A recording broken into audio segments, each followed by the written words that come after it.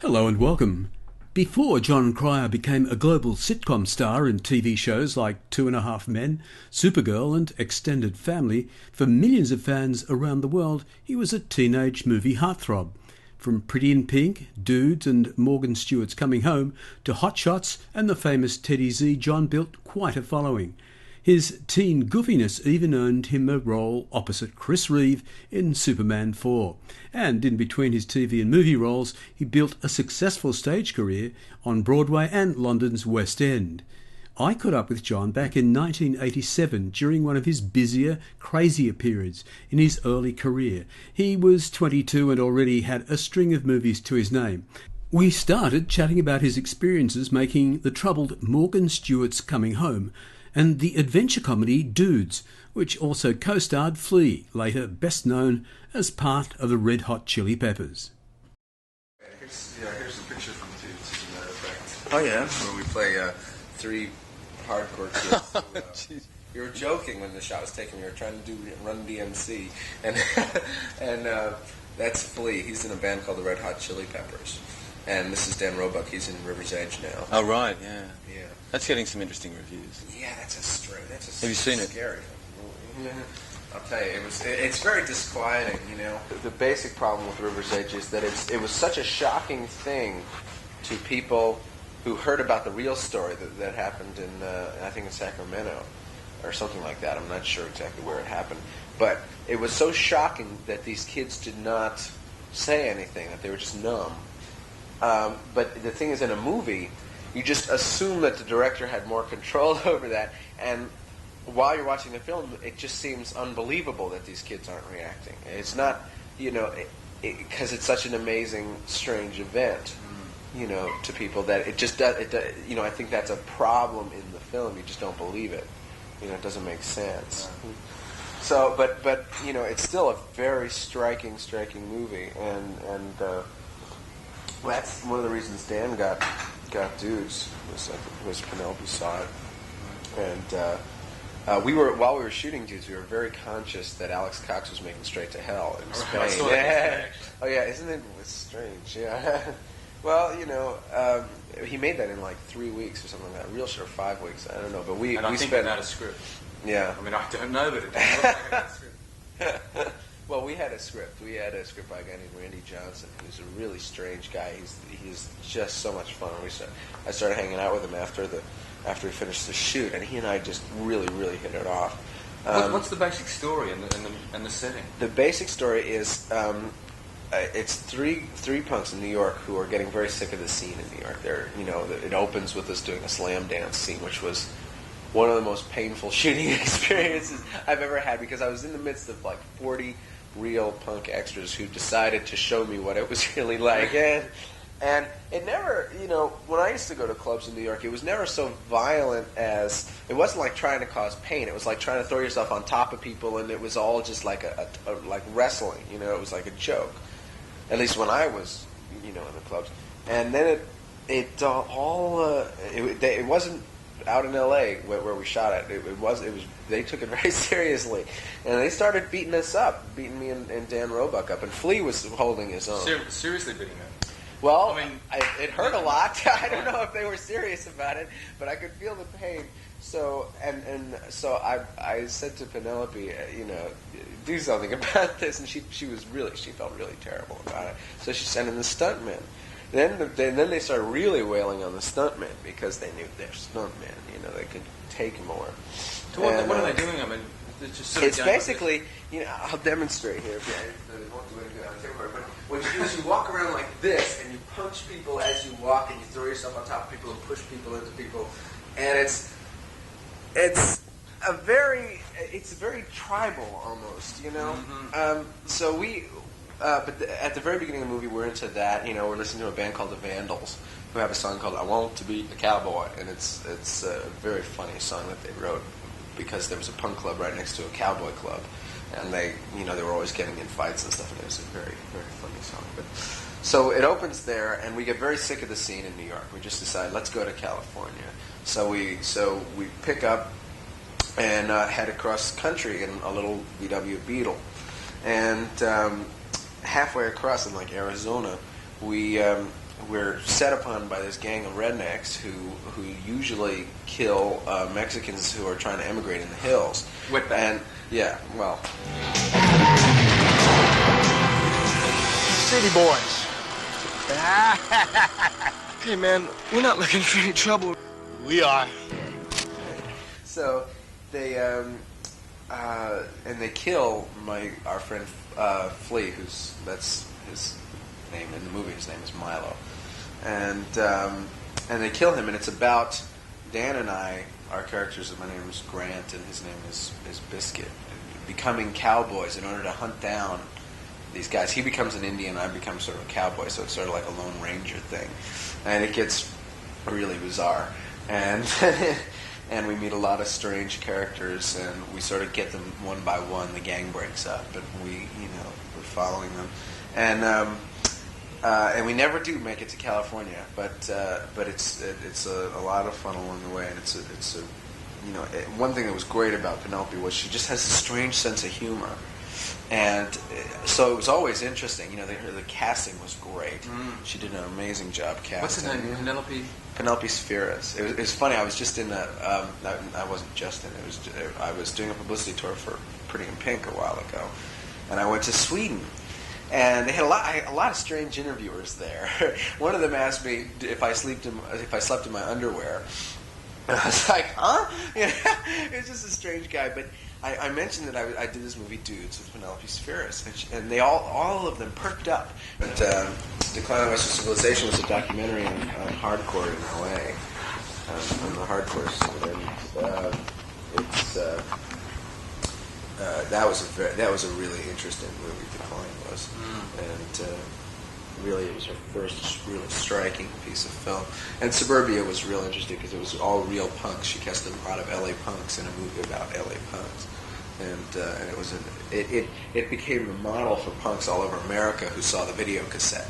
And it's so funny because Flea was in it, and Flea went to was playing with the Chili Peppers in Arkansas or someplace, and there was a few punks there, and he was amazed at this, and their whole idea of punk came from Suburbia, from this movie that they saw. It was like a training film. Yeah, so, and they all knew Flea because he was the guy with the mouse on his shoulder in the whole movie. So that came after you'd finished what? After you'd finished Morgan Stewart? I'd finished Morgan Stewart, and I was doing an Amazing Stories in Los Angeles. I had just done the Academy Awards as a presenter, and that, ironically, I could work all my life and not get as many jobs as that. Just that one appearance got me offers. I mean, all of a sudden, Dino started sending me scripts, and Steven Spielberg asked me to do Amazing Stories. All of a sudden, I had all this recognition from I gave the cinematography award. I didn't do anything talented or interesting. I just handed out an award, and all of a sudden I was getting calls. I thought that was really interesting. But while I was doing the Amazing Stories, I went up for a movie that ended up being called Three for the Road. It was a Charlie Sheen movie. And while I was there, and the director and I didn't quite, hit it off. And while I was there, the casting director was casting dudes.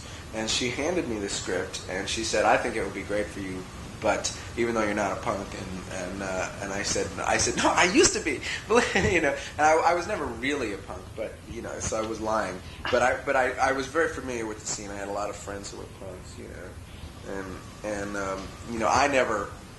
Because it was mostly because I was auditioning. I could never do anything funky to my hair because you can't audition for Neil Simon with your hair shooting out at 35 different angles. I always liked that shit. I just didn't do anything about it. So I was sort of a closet punk. And she gave me this script, and I read it, and I loved it. It was an action movie which I hadn't done yet, and it was bizarre. And I really wanted to do it because it was, it was fairly low budget. It was like $4.5 million. Right.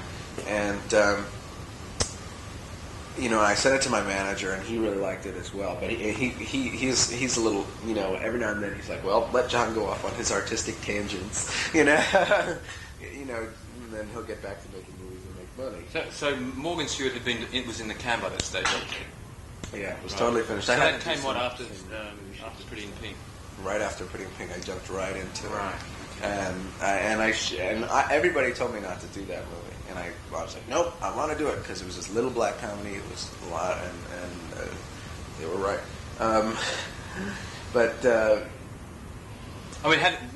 Let's dwell on it just briefly, so I'll get something out of it for the people who are releasing it in Australia.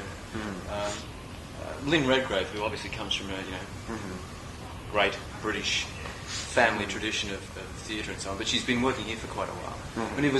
What was she like to work with? It was a very austere character that she had to play. She is the most professional person I have ever worked with in my life.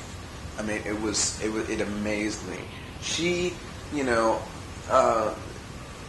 she took, when the crew got changed, we got a lot of people that nobody liked, and she did her best to work with them and try to get good work out of them, because, which my patience was gone after about a week. I just started screaming and yelling. I had my first temper tantrum, which I was kind of proud of because I never had a temper tantrum on the set, And you always think, you're not really, anybody until you have a temper tantrum at one point.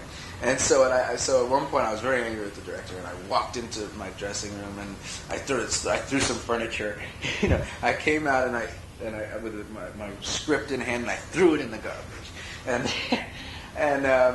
And I got applause from the crew because they were so sick of it because they'd been working us really hard. And the thing was, it was an old script that I had to throw out anyway. But it was a great gesture, I thought. Asserting yourself. Yeah, but she did nothing like that. She came to work, did her best, and left. And she was always in a great mood. She always had wonderful stories to tell. About her trip in Russia with Laurence Olivier doing like King Lear or something like that. I forgot what show she was doing, but and she would just like hold all of us in the makeup room just so we'd all just look at her for hours, And she's also a very giving actress. When you're in there working with her in the pits, she's very helpful. So was there anything in the character of Morgan eventually that you had wanted originally to bring to it? Or did you? Well, yeah, originally he was a total horror movie buff, which was one of the reasons I really liked the character, was because I was a total horror movie buff when I was younger. I was very into, at that point that was during the slash and cut sort of era of horror, and I was very into the technical things, all the, getting the blood pump going so that it spurts out of the neck correctly. It was all very gross, and that's what I liked about it because I was a teenager and I loved movies, and the character was originally he got out of jams by using that at the end of the movie. He's locked in his room and he comes out of the room with an axe in his head and of course scares the hell out of everybody, and that's how he escaped, and it was all very. It tied in very well in the original script. All that's gone. I don't even know what the movie's about now. I saw a rough cut. It's about a mother and son's relationship, essentially. Did you see it? I've seen it. Yeah. Sorry. No. I saw it some time ago when the Australian company Seven Keys was about to release it, and they held it back. Oh yeah. In fact, KRG, who I think made it, Kings Road, yeah. Kings Road, they get a lot of great scripts, but I guess I don't know if there's something going on in the. It's like they just don't know quite how to follow through yet. I think they'll learn because they have one of the best script development departments I've ever seen. I mean, I get scripts from them all the time that are great. Well, they've got another one which is coming up, which they also showed me, called The Big Easy. Big Easy, which I heard is really good. Yeah. So maybe you struck a bad one. Yeah. That's life. Jon went on to expand his talents into writing and producing in TV and film, and but for some bad luck and a kind of sliding doors moment, he could have been in the cast of Friends, except for a lost audition tape sent from London to the TV producers, which never turned up. Jon turned 59 this year.